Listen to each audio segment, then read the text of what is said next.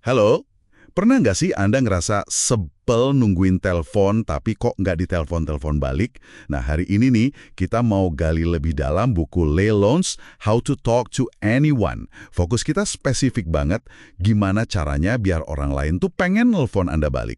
Iya, buku ini kan isinya banyak banget ya tips komunikasi, tapi kita bakal pilih yang paling relevan biar Anda nggak cuma nunggu, tapi benar-benar bikin orang pengen kontak lagi. Betul.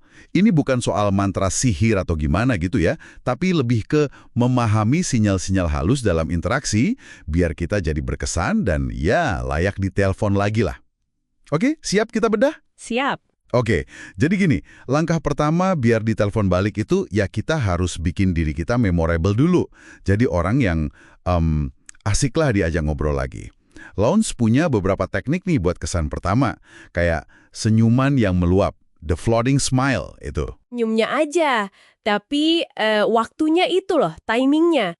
Jadi jangan langsung pasang senyum lebar gitu. Oh, jadi gimana? Kata Lowndes, kita tatap dulu wajah orang itu sebentar, kayak ya menyerap sosoknya gitu. Baru deh biarkan senyum hangat itu perlahan membanjiri wajah Anda.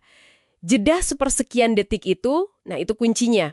Jeda itu ya? Iya, jeda itu bikin senyumnya kerasa tulus, personal gitu. Khusus buat dia. Bukan senyum formalitas basa-basi. Ini penting banget buat bangun koneksi instan yang bikin mereka mikir, wah, asik nih orang, pengen ngobrol lagi nanti. Menarik, menarik. Jadi ada jeda sepersekian detik itu ya. Terus ada lagi nih, soal bikin suasana hangat seketika. Namanya halo teman lama atau hello old friend. Ah iya yang ini. Ini sebenarnya trik psikologis buat diri kita sendiri sih, cerdas banget. Gimana tuh maksudnya? Yang udah lama nggak ketemu, terus ketemu lagi gitu. Nah, secara nggak sadar, bahasa tubuh kita bakal berubah. Otomatis itu ya? Iya, otomatis. Alis jadi lebih lembut, postur lebih terbuka, nada suara juga jadi lebih anget. Orang baru ini, dia akan ngerasain kehangatan itu secara intuitif. Jadi langsung merasa nyaman, diterima. Nah, rasa nyaman ini yang bikin kemungkinan mereka mau interaksi lagi, termasuk balas telepon, jadi lebih tinggi. Masuk akal banget. Dan ini kayaknya nyambung juga ya ke soal bikin orang merasa dihargai. Ada teknik melacak atau tracking juga kan? Nah, tepat sekali. Tracking ini powerful banget. Jadi kita ingat detail-detail kecil yang mungkin orang lain anggap sepele yang pernah mereka sebutin sambil lalu. Contohnya kayak gimana tuh? Misalnya, dia pernah cerita sarapan favoritnya Rice Krispies, atau ngeluh sepatunya nggak nyaman, hal-hal kecil gitu. Terus di lain waktu kita sebutin lagi detail itu secara halus. Oh, diungkit lagi gitu ya? Iya, tapi halus ya. Itu dampaknya gede loh. Itu nunjukin kalau kita benar-benar dengerin pas dia ngomong, dan dia itu berkesan buat kita, bukan sekedar angin lalu. Ini bangun fondasi rasa dihargai, yang ya penting banget kalau kita mau direspons nanti. Oke.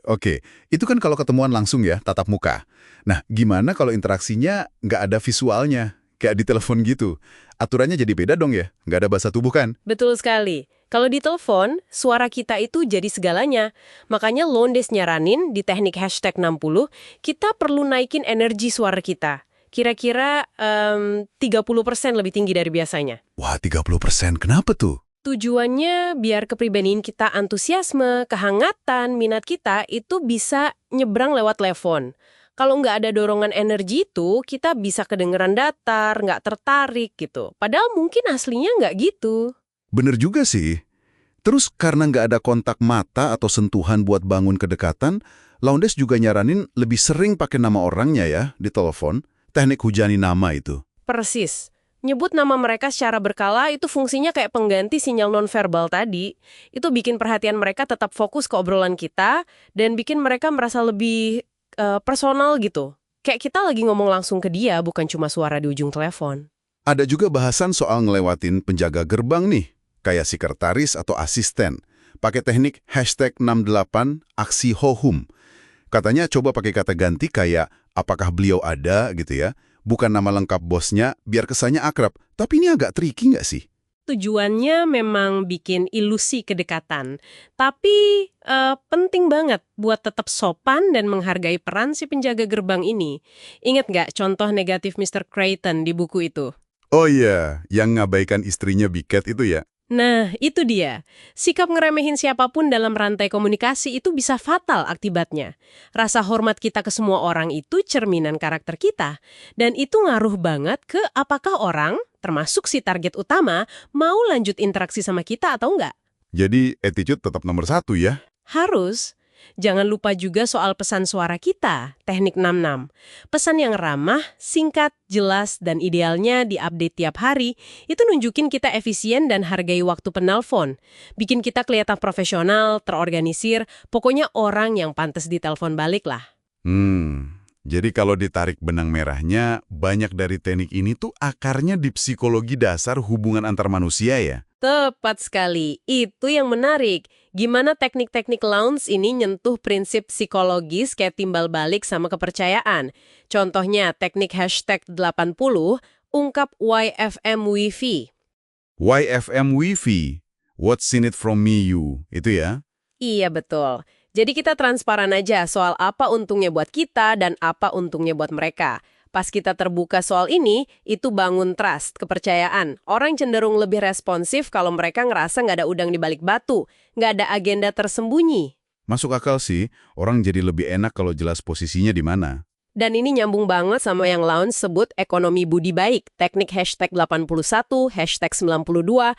Ini soal gimana kita ngelola hubungan timbal balik, kasih bantuan, terima bantuan, tapi secara sensitif. Sensitif gimana maksudnya? Ya jangan sampai kelihatan transaksional banget, kayak hitung-hitungan, tapi juga jangan kayak putus asa gitu, kayak contoh si Sonny Laker yang buru-buru banget nagih balik setelah bantu. Ada semacam papan skor hebat di langit gitulah, yang nggak kelihatan tapi ngitung keseimbangan hubungan kita. Papan skor di langit? Haha, unik juga istilahnya. Iya kan? Keseimbangan di papan skor ini yang seringkali nentuin panggilan kita dibalas atau enggak. Oh iya, satu lagi, efek buttercup, teknik 88. Muji seseorang ke atasannya itu bisa bikin efek positif yang luar biasa secara nggak langsung buat hubungan kita sama orang itu. Wow, banyak ya lapisannya. Jadi kesimpulannya nih, biar ditelepon balik, itu seringkali bukan soal maksa atau pakai trik doang ya. Bukan itu intinya. Ini lebih dalam dari sekedar taktik lah. Intinya tuh ya bangun koneksi dan rasa hormat yang tulus. Rasa hormat yang tulus ya? Iya. Tunjukin kalau kita hargai waktu mereka, perspektif mereka, keberadaan mereka. Kalau interaksi sama kita itu rasanya positif, bernilai, ya orang secara alami bakal pengen ngelanjutin hubungan itu. Termasuk angkat telepon atau nelpon balik. Jadi intinya adalah menjadikan diri kita seseorang yang mereka mau hubungi kembali. Lewat komunikasi yang penuh perhatian dan rasa hormat itu tadi. Persis, itu kunci sebenarnya. Oke, nah sebagai penutup nih buat Anda yang dengerin, coba deh pikirin ini. Detail kecil apa yang baru aja Anda pelajari tentang seseorang akhir-akhir ini?